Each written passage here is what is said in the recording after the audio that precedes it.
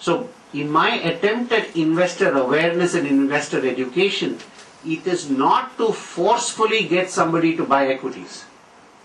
It is to tell him about the power of equities. It is to educate him, and it is to help him decide, does it fit his income level? Does it fit his wealth level? Does it fit his financial objectives and his goals? Because for a lot of Indians, given our per capita, for a lot of Indians, they cannot afford to risk capital because that's all they have. So there is no point in trying to get everybody from every village in this country converted into equity investment. That's possibly a couple of generations later.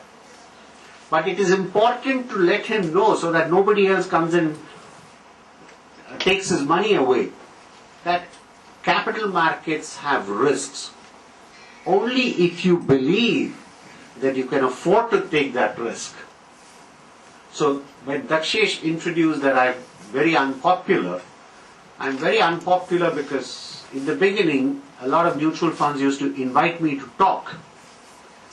And I would start by saying this may not be for everybody. And there goes the mutual funds investment in that event. So to me, investor awareness and education is not a sales program. It is not a program to convert everybody, Ajay, Vijay and others, into capital market investors. It is a program, it's almost like bringing a protective cover around him. Tamasoma Jyotir Gamaya. So it is part of that initiative that if you make people aware, then they are better positioned to defend themselves. Notwithstanding all the police in the world, or in our city, you will still lock your house when you leave. So for us, investor awareness is to give him that tools, that confidence, that ability to know what is good for him and not good for him. But this is different. Misbuying is different from the other challenge we have, which is mis-selling. Mis-selling is two forms. Either I do things completely inappropriate to you, like that lady described. They wanted a low-risk product and somebody gave them a high-risk product. Right? Selling inappropriate or unsuitable products. So that's one form of mis-selling. The other form of mis-selling is to get you to do things so that I benefit from it. The second form was the one most prevalent in mutual funds. The distributor played musical chair between the investor and the fund. You investor sit in this fund for these 3 months. Now you made 30% return here and this was all boom period, right? So you made return here, this fund is no more doing well, move to the other fund. And you investor were not aware that I am getting money in all of this process. Every time you shift chairs, I earn 2.25%. And if I can bully the AMC, I'll earn another half to 1%. This is mis-selling. So mis-selling manifests in two forms. One is giving you something that's not suitable for you. And two, eyeing your wallet so that I line my wallet. Now this can only be resolved, or actually by two ways. It can be resolved by two ways. One is fear of God. Don't know when that will happen. The second is fear of regulator. The mis-selling will end when that person selling realizes that if he is caught, he will pay a huge price. My favorite example is Chowpatty signal.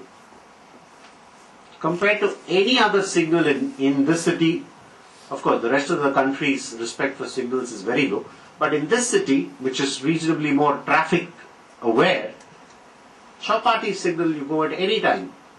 Whether or not there is a cop there, people will stop if there is a red light. Other signals, other times before 8 in the morning, after 8 in the evening, if there is no cop, you jump. Because it is not that I am unaware I am doing something wrong, but it is that I am confident I will not get caught. Then the clever guy goes one step further.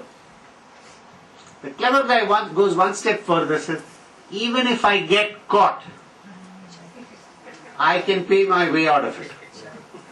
So which is why when we hear arguments about corruption, it is not about A or B, it is about the society. Corruption manifests in two forms: collaborative corruption and coercive corruption. If I go to the passport office and that person says pay 10,000 rupees, we will scream. If income tax calls me and says pay 1 lakh of rupees, otherwise I will ask 100 questions on your return, we will scream, because that's coercive corruption. But if I jump signal, and if I can put 50 rupees in the hand of the policeman without him cutting a ticket, I am very happy. If he doesn't do that, then I will complain this policeman is not with it. That's collaborative corruption.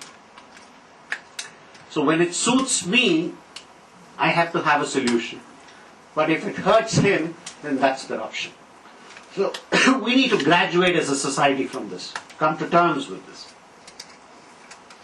So the important point is people have to fear that not only there is a higher probability of them getting caught, but if they get caught, the cost of that will be high.